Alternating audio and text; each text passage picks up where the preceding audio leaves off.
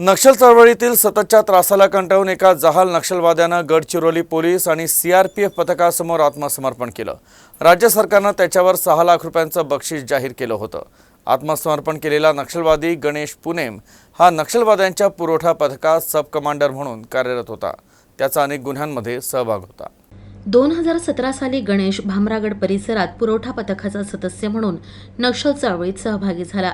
त्याच्या सहभागामुळे त्याला 2018 साली पुरवठा दलात डेप्युटी कमांडर म्हणून बढती मिळाली। तेव्हापासून तो उपकमांडर म्हणून कार्यरत होता। 2017 साली छत्तीसगडच्या विजापूर जिल्ह्यातील मिरतूर परिसरात पोलिसांसोबत झालेल्या भीषण चकमकीत त्याचा सहभाग होता। तर 2022 साली तिम्मन्नार जंगलात झालेल्या चकमकीतही त्याचा सहभाग होता।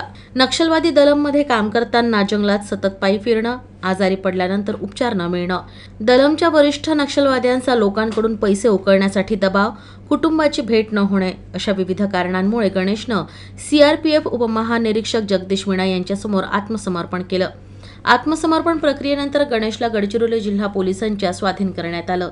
राज्य सरकारनं गणेशवर एकूण 6 लाखांचं बक्षीस ठेवलं होतं। तर आत्मसमर्पण केल्यानंतर पुनर्वसनासाठी सरकारनं 5 लाखांचा निधी मंजूर केला आहे।